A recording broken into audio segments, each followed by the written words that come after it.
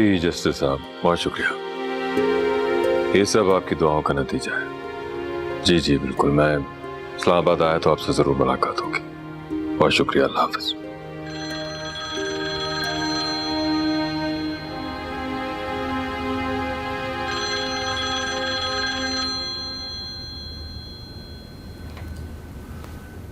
Hello, अस्सलाम वालेकुम। अस्सलाम वालेकुम बैरिस्टर साहब, एडवोकेट अशरफ अवान बोल रहा हूँ। कैसे मिजाज हैं? आप तो अपने आबाई इलाके में जाकर पुराने दोस्तों को भूल ही गए। अरे नहीं, ऐसी तो कोई बात नहीं है। बस फिर जुमेरात को बार काउंसिल तशरीफ लाइए। हमने बार काउंसिल में बैरिस्टर दानियाल को खराज तहसीन पेश करने के लिए एक सेमिनार अरेंज किया है और बार काउंसिल के तमाम मेंबरान की मुत्तफिका राय है कि इस सेमिनार की सदारत आप करेंगे। जी, इस इज्जत अफजाई का बहुत शुक्रिया। मैं जरूर आऊंगा। जनाब, हम तो आपके पुराने साथियों में से हैं। आपके खानदान को हम बहुत अच्छी तरह जानते हैं। हमें शुरू से यकीन था कि दानियाल पर लगाए गए इल्जामात सरासर गलत थे। वो बहादुर आदमी था, उसके खुदकुशी करने का तो सवाल ही पैदा नहीं होता। इस एतमाद का शुक्रिया, बहुत शुक्रिया। बैरिस्टर साहब, हम पहले भी आपके दोस्तों में से थे और अब भी आपके दोस्तों में शामिल हैं। जी चलिए, आपसे इंशाअल्लाह जुमेरात को मुलाकात होगी। बहुत शुक्रिया। चलिए फिर जुमेरात को मुलाकात होती है। अल्लाह हाफिज। Well, he has agreed to come.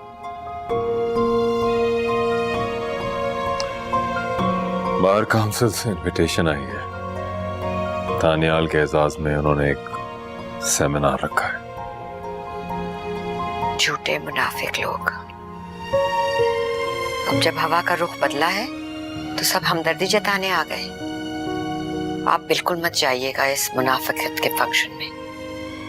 ये कौन होते हैं हमारे दानियाल को खिराज तहसीन पेश करने वाले? लेकिन मैं वहां जाऊंगा लुत्फा। ये मेरे बेटे का हक है। उसे संसार कर दिया गया था। टीवी में और अखबारों में उसके खिलाफ खबरें चली और उसे नाकर्दा गुनाहों की सजा दी गई थी। आज ये उसका हक है कि उसकी तारीफी और सताइशी हेडलाइंस लगे, उसके लिए तालियां बजाई जाएं, उसकी तारीफ में जुमले बोले जाएं, अखबारों में लगे जाएं जिनका वो मुस्तहक है। और बहैसियत दानियाल के बाप के ये मेरा फर्ज है कि आज जब उसकी खोई हुई इज्जत दुनिया उसे फिर से लौटा रही है तो वो इज्जत लेने में आगे बढ़कर जाऊंगा, जरूर जाऊंगा।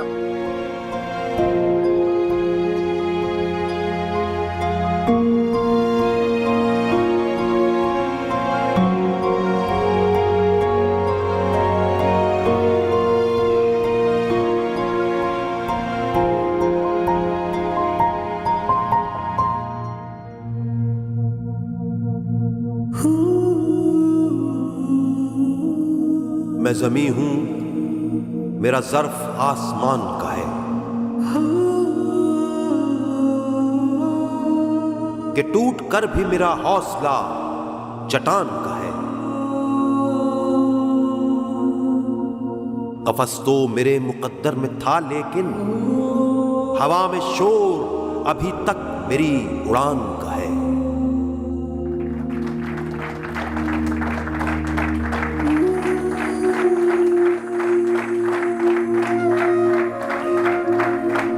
बैरिस्टर दानियाल ने जुल्म के खिलाफ डटकर वकला बरादरी का सर फख्र से ऊंचा कर दिया है।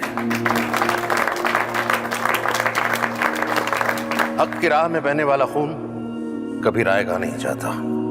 आज हम ये अहद करते हैं कि हक परस्ती की राह पर बैरिस्टर दानियाल ने चलते हुए जिस तरह जाम शहादत नोश किया है, हम भी इसी राह पर चलेंगे। वो राह चाहे कितनी दुश्वार गुजार क्यों ना हो।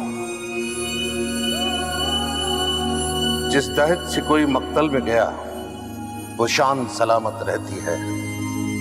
ये जान तो आनी जानी है, इस जान की कोई बात नहीं।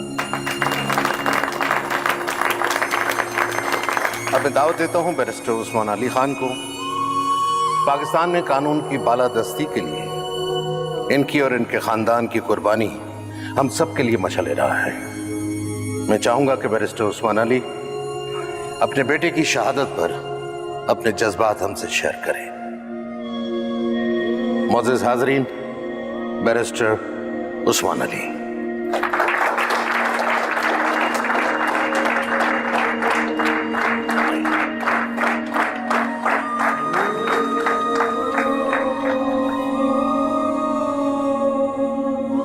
बहुत बहुत शुक्रिया आप लोगों का। बैरिस्टर दानियाल वक्त के फिरौनों से लड़ा और उसने ये साबित कर दिखाया कि अगर दुनिया सारी भी गलत का साथ दे और सच का साथ देने वाला सिर्फ एक हो, तब भी गलत सही नहीं होता, झूठ सच नहीं होता। हक की राह पर चलना आसान नहीं होता। मेरे बेटे दानियाल ने अपने लिए हक की दुश्वार गुजार राह चुनी थी। He took a road less traveled by all, and that made all the difference.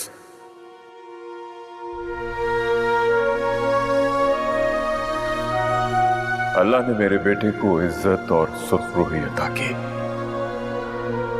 मेरा रब बहुत अजीम है। उसने दुनिया को दिखा दिया कि झूठ और जुल्म चाहे कितना ही ताकतवर क्यों ना हो, सच के आगे नहीं ठहर सकता।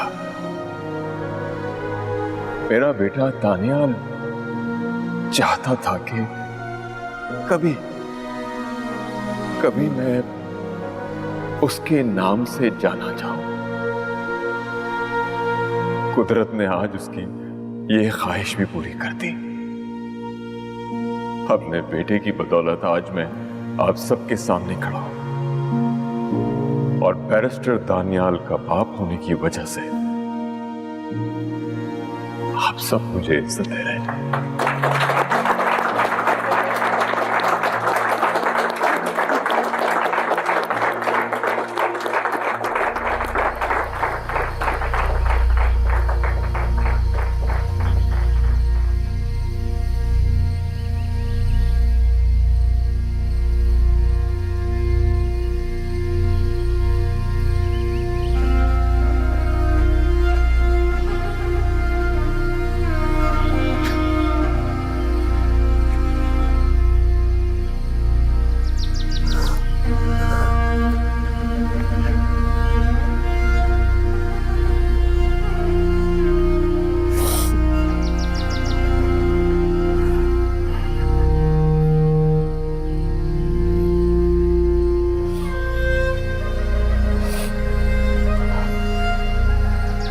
हसफन, मुझे माफ कर दो। अपने भाई से भी कहो कि मुझे माफ कर दे। आखिरी वक्त में मेरा रवैया उसके साथ बिल्कुल भी ठीक नहीं था। खुदा के लिए बाबा, मुझे गुनाहगार ना करें। मुझे और भैया को आप जो कुछ भी कहते थे हमारी भलाई के लिए कहते। मुझे जो कुछ भी आप कहना चाहते हैं आप कह सकते हैं, बस से माफी ना मांग। मेरे बच्चे, मेरी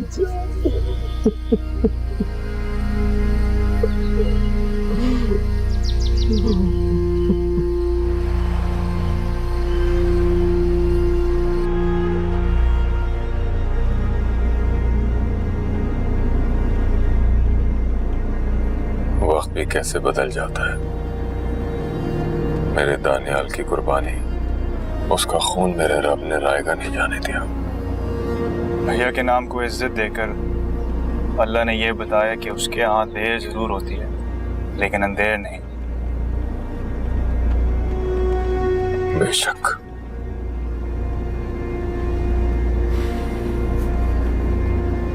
हम यहाँ इस्लामाबाद में मुस्तकिल तो नहीं रह सकते, मगर मैं जरूर चाहूंगा कि तुम्हारी शादी यहीं से हो।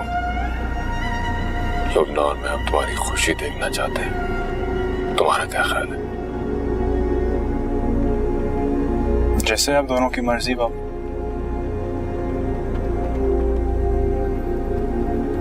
तुम्हें सूबिया पसंद है?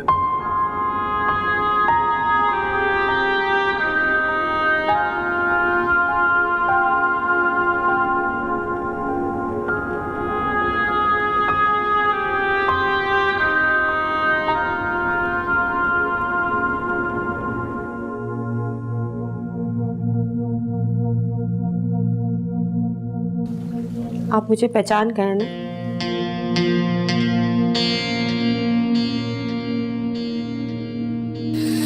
तुम्हें कैसे नहीं पहचानूंगा? तुम्हें तो 100 साल के बाद पहचान लेता अरूज निसार। आपने मुझे पहचानने के बावजूद मेरे बेटे की जान बचा ली।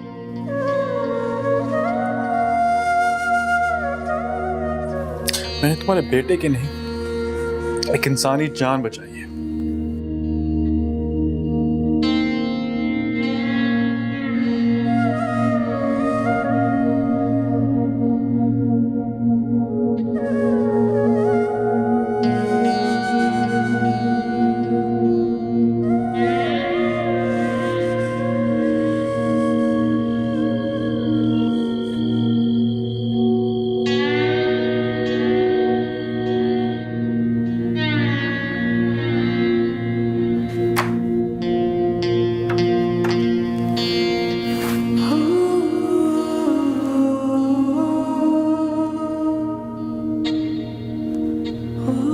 आप अभी तक जाग रही हैं? हाँ, बस यूं ही नींद नहीं आ रही थी।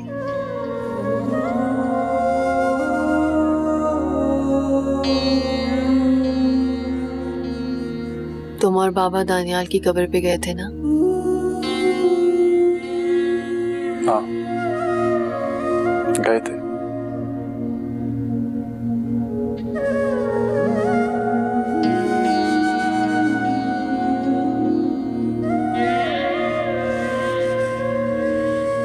आज वहां बहुत सुकून था। आज मेरे दिल को भी सुकून है।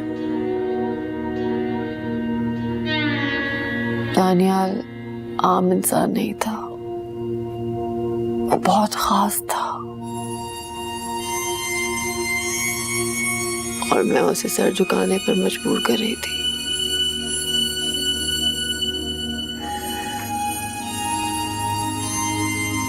अगर वो मेरी बात उस वक्त मान लेता तो आज कोई भी होता, पर दानियाल उस्मान अली नहीं होता। मैं उसको उसके मिजाज के बरक्स चलने को कह रही थी। कैसे मान लेता मेरी बात?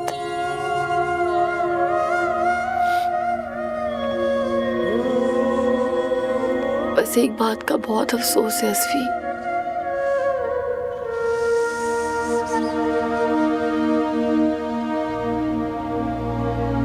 काश मैं उस दिन उससे खफा ना होती,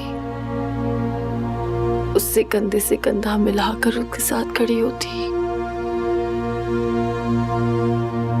उसको एहसास दिलाती कि मैं उसके साथ हूँ।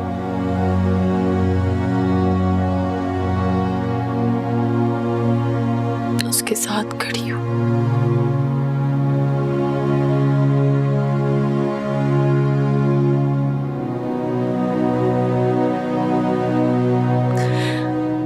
हमें तो पता है ना दानियाल सच्चा था।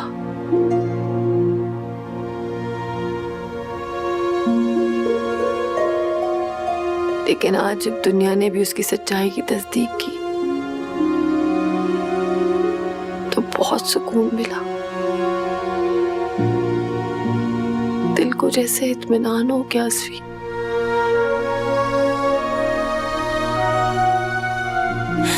दिल करता है कि एक दफा दानियाल आ जाए और मैं उसको एहसास दिला दूं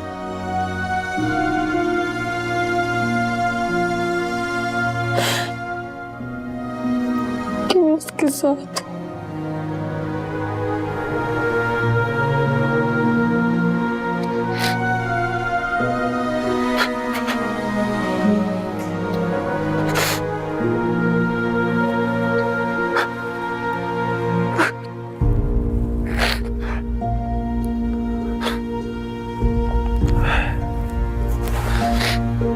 आपको पता है कि आप भैया को अपनी मोहब्बत का कैसे यकीन दिला सकती हैं?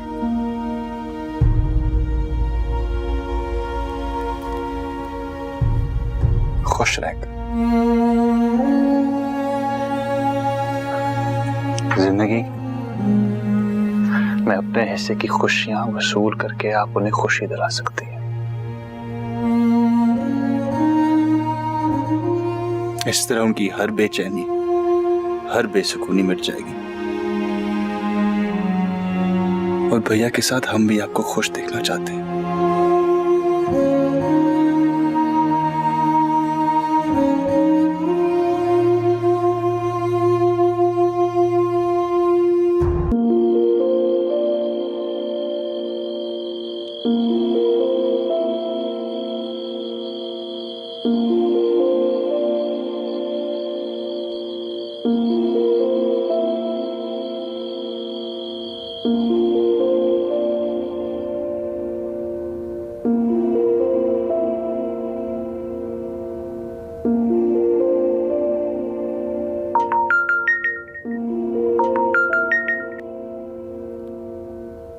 कहाँ चले गए थे आप? अभी तक जाग रही हो? रात का 1 बज रहा है। मैंने आपको इतनी कॉल्स की हैं, फोन नहीं उठा रहे, हॉस्पिटल में नहीं आ रहे, आप ठीक तो है ना? इस्लामाबाद गया हुआ था बाबा के साथ। वहाँ एक सेमिनार था, फिर वो भाई के कब्र पर गया। आज रात वापस आया। मगर मैं बिल्कुल ठीक हूँ, बल्कि काफी बरसों बाद पुरसुकून भी हूँ। मैंने सेमिनार की कवरेज देखी थी। तो मैं उसमें तुम्हें नजर नहीं आया जो इतनी परेशान हो रही हो? मैं परेशान नहीं हो रही थी, मैं इसलिए पूछ रही थी। सुनो, तुम्हें मेरी फिक्र रहती है ना? हाँ, जाहिर है।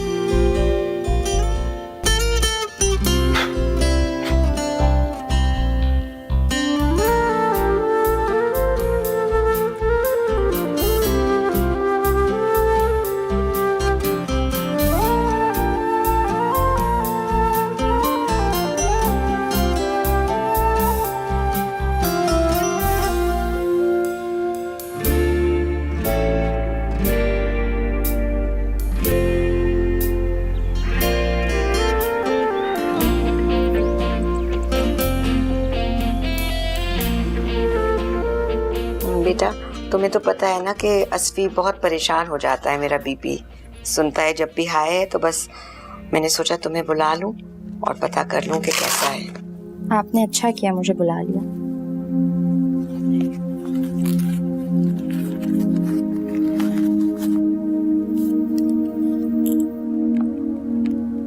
बेटा, तुम्हारी खाला कहाँ रहती?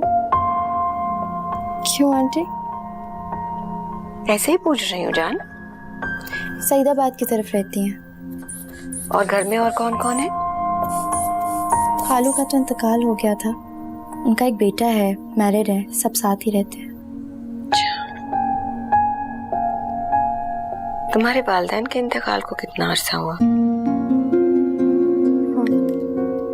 अम्मी के इंतकाल को तो कई साल हो गए, जब मैं एफएससी में थी। अब्बी के इंतकाल को कुछ ही वक्त हुआ है।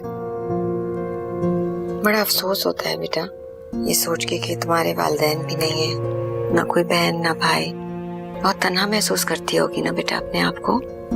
जी आंटी, बस अल्लाह की मर्जी के आगे इंसान क्या कर सकता है। बेशक बेटा।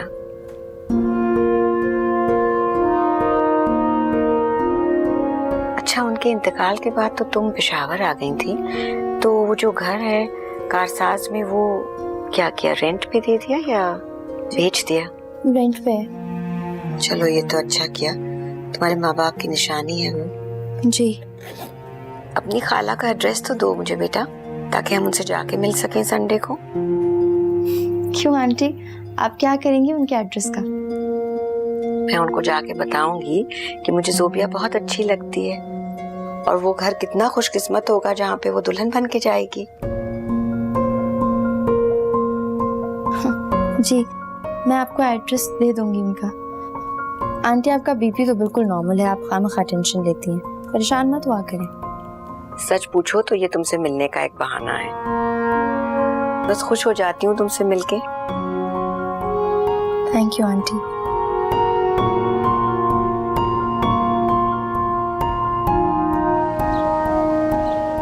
खजिस्ता, ओ खजिस्ता।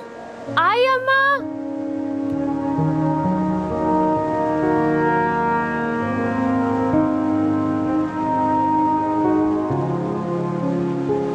हाँ, अरे बेटा जल्दी आना। आराम से आराम से, ऐसी हालत में आराम से कदम उठाते हैं। ये देख कैसा है।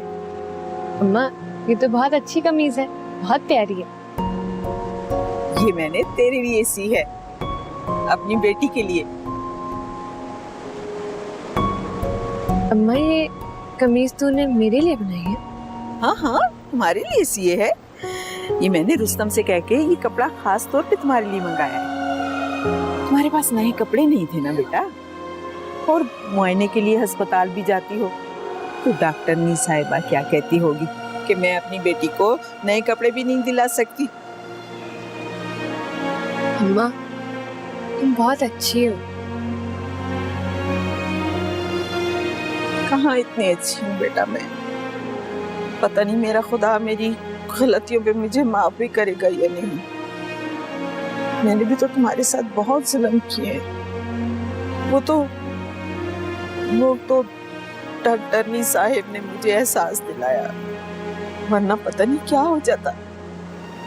मैं तो उस वक्त भी कुछ नहीं बोली जब मेरा बेटा तुम्हारे बाप से तुम्हें खरीद कर लाया था। मैं उसे ये तक ना कह सकी कि तुम अपनी उम्र को देखो और इस बच्चे की उम्र को देखो। बेटा मुझे माफ कर देना। अम्मा जो हो गया बस हो गया, इसे भूल जा। तो मेरी माँ की जगह है ना। हाँ बेटा। अम्मा पता है जुबिया बाजी ने मुझे परांदा और चूड़ियाँ दी थी, मैं इस जोड़े के साथ वो पहनूंगी। हाँ तू सब पहन, बस तू खुश रहा कर। देख तू खुश रहेगी तो मेरा अब्दुल्ला भी खुश रहेगा। अम्मा तुमने तो नाम भी सोच लिया। अरे वाह, क्यों नहीं रखूंगी, इतने सालों बाद इस घर में खुशी आ रही है। चल तू जा, ये कपड़े पहन। हाँ मैं ना ये कपड़े पहनकर तुमको दिखाती हूँ। हाँ जल्दी से, आराम से।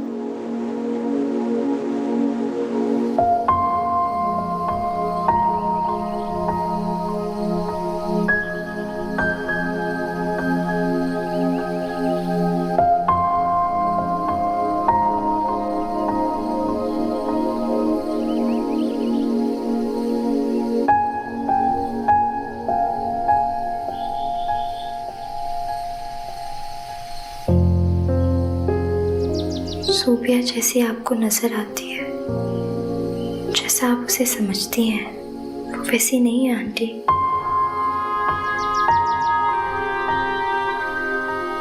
वो तो वो लड़की है जिसका ना कोई घर है, ना कोई ठिकाना, ना कोई अपना और ना कोई मुस्तकबिल। असफन्यार को डिजर्व नहीं करती आंटी।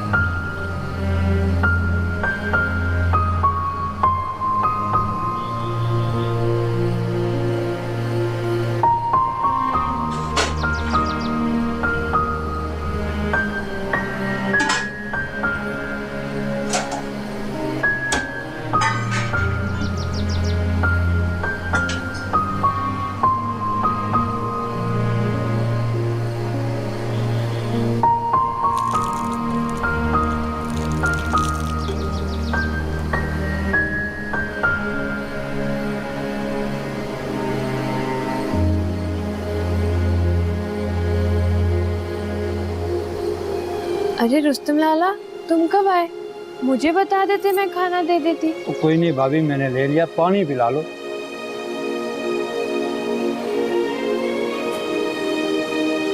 ये लो रुस्तम लाला।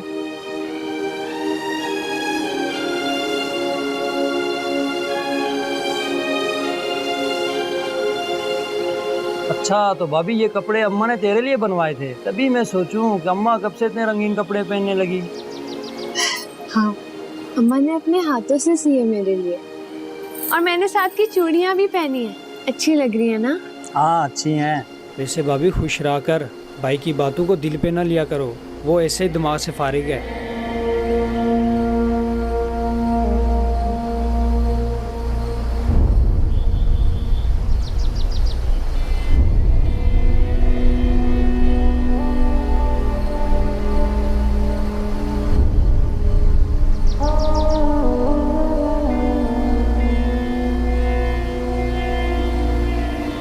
हाँ हाँ, खुश रहा कर, अपने यार के साथ अयाशियां किया कर। अबे लाला क्या हो गया? भाभी है वो मेरी छोटी बहन जैसी है, कैसी बातें कर रहा है लाला तू? तुझे तो मैं बाद में देखूंगा। अरे मैं इससे तो निपटूं। अबे लाला क्या हो गया? छोड़ भाभी को। अबे लाला, अबे लाला छोड़ भाभी को। क्या हो गया? मेरे सामने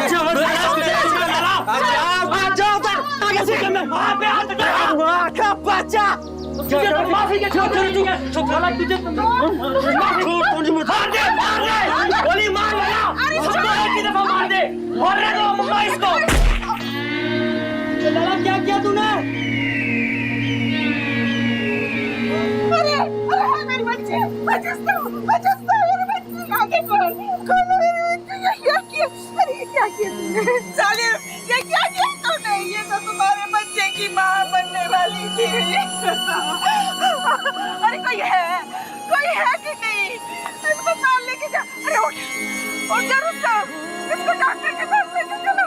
अरे अस्पताल लेके जाओ मेरी बच्ची, अरे वो मर रही है। अरे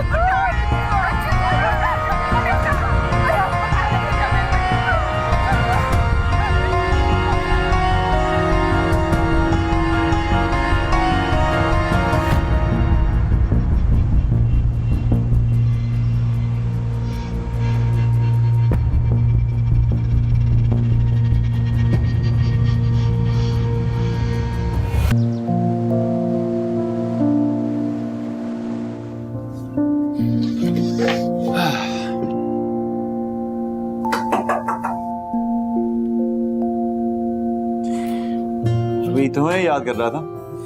क्या हाल है? ठीक हूँ। आपसे जरूरी बात करना चाहती हूँ। Of course, बैठ तो जाओ। नहीं मैं ठीक है ऐसे।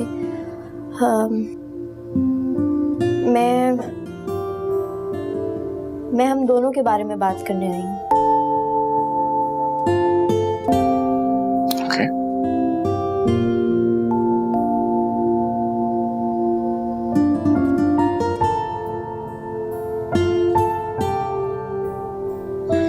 शक्ल से लग रहा है कि बहुत सीरियस बात है। सब ठीक तो है ना? हाँ सब ठीक है। पता नहीं मुझे इस वक्त ये बात करनी चाहिए या नहीं। मैं ये भी जानती हूँ कि जगह भी शायद मुनासिब नहीं है ये बात करने के लिए, लेकिन जितनी जल्दी हम दोनों के बीच में सारी चीजें क्लियर हो जाएं उतना अच्छा है। कैसी बात है? आपकी अम्मी ने मुझसे मेरी खाला के घर का एड्रेस मांगा है। अच्छा तो ये है बात। मामा ने तुमसे बात कर भी ली? एक्चुअली मैं तुमसे खुद बात करना चाहता था। चलो अगर मामा ने बात कर ली दैट्स ओके। एक्चुअली हमारी शादी की बात मामा और बाबा तुम्हारी खाला से करना चाहते थे। तो हमारी शादी? हम दोनों के बीच में तो इस तरह की कभी कोई बात हुई नहीं। अच्छा आई एम सॉरी, मैं मानता हूँ कि मुझे तुमसे खुद बात करनी चाहिए थी, लेकिन अगर मामा ने तुमसे बात कर ली तो उसमें क्या प्रॉब्लम है? प्रॉब्लम ये है कि मैं शादी करना ही नहीं चाहती, ना आज और ना कभी, ना आपसे और ना किसी और से।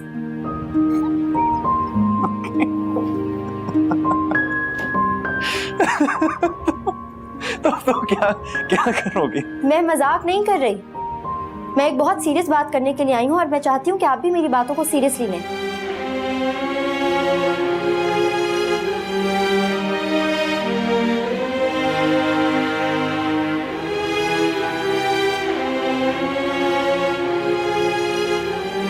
तुम मजाक कर रही हो ना?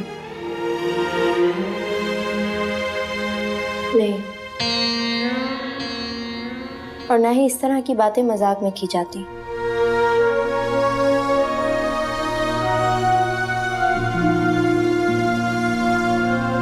वजह?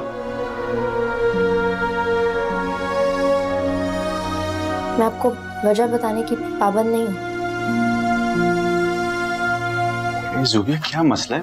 मुझे बताओ, मेरे साथ शेयर करो। अगर मेरी कोई बात बुरी लगी है, अगर मेरी फैमिली की कोई बात बुरी लगी है तो मुझे बताओ, मैं सब कुछ ठीक कर दूँ। नहीं, सब कुछ ठीक है, मुझे किसी की कोई बात बुरी नहीं लगी। बात यह है कि मैं शादी करने के लिए तैयार हूँ ही नहीं अभी।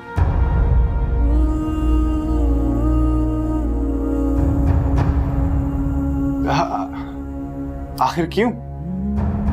क्यों? हम दोनों एक दूसरे से मोहब्बत करते हैं। मेरी फैमिली तुम्हें पसंद करती है, मैं तुम्हें पसंद करता हूँ। तो कैसी मोहब्बत? ना आपने कभी इस बात का इकरार किया और ना ही मैंने। हमारे बीच में इस तरह की कोई कमिटमेंट तो थी ही नहीं ना कभी भी। जहां तक हमारे रिलेशन की बात है, हाँ, वक्ती तौर पे एक इंसान से अट्रैक्शन और इन्फैचुएशन हो जाती है, लेकिन इसका मतलब ये नहीं है कि आप उस शख्स से शादी करते हैं।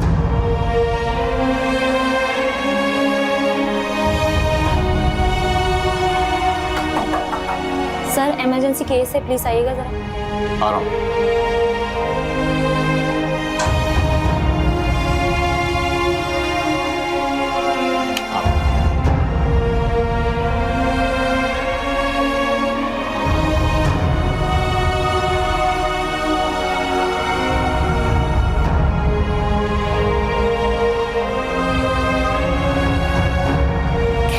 कैसी मोहब्बत?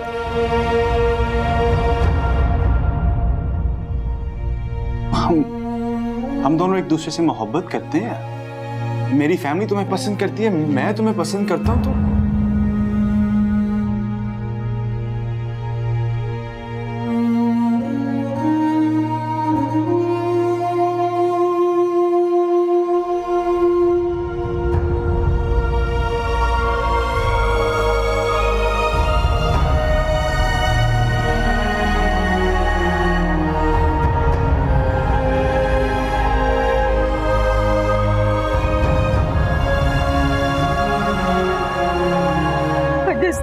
मेरी बच्ची, आगे खोलो। डॉक्टर नी साहब, मेरी बच्ची को बचा लो। क्या हुआ इसे? जी, तो लाला गुस्से में आ गया था तो गोली मार दी। कितनी देर पहले हुआ? बहादुर ने, 1 घंटा हो गया, बस अभी घर से लाया। कम बखत बहादुर ने गोली मार दी मेरी बच्ची को। आगे खोलो। डॉक्टर साहब, डॉक्टर साहब, मजिस्ता को बचा लो। जल्दी से ऑपरेशन टेबल पर लेकर चलें। तो डॉक्टर शिरोज को कॉल कुछ करो डॉक्टर साहब, जल्दी करो। मजिस्ता आगे खोलो, कहीं ना जाना, कहीं मत जाना।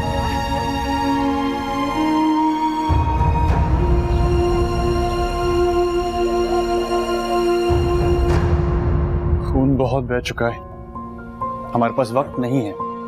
We have to make a decision. Baby को गोली नहीं लगी, लेकिन उसका ऑक्सीजन सैचुरेशन काफी कम हो गया। I don't think they'll survive this. I think हमें ऑपरेशन से पहले प्रेगनेंसी को टर्मिनेट करना पड़ेगा, वरना बच्चे के लिए भी ठीक नहीं होगा, माँ के लिए। डॉक्टर आसिफा, आप इस तरह करें कि पेशेंट की फैमिली से कंसेंट लें जी, और ताकि हम अपने ऑपरेशन की तैयारी शुरू करें। ठीक है। Okay okay, see you guys.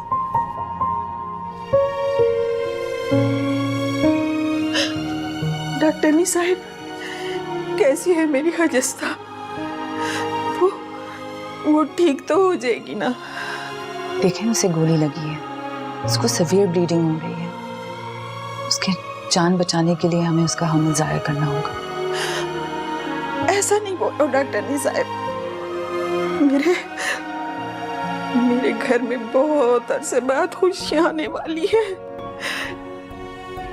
ठीक है, मैं आपकी तकलीफ समझ सकती हूँ, लेकिन ये हमारे लिए भी बहुत दर्दनाक फैसला। हमारे पास और कोई चारा नहीं है और उसको बचाने के लिए बेबी को जाहिर करना पड़ेगा। डॉक्टर साहब, आपका जो मुनासिब लगे वैसा करें, बस भाभी की जान बचा लें।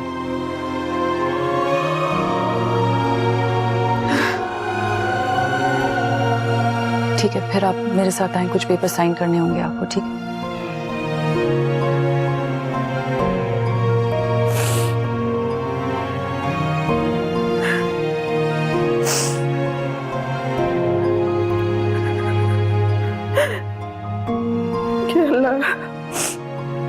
ये कैसा सांप पैदा किया है मैंने, अपनी औलाद को खा गया।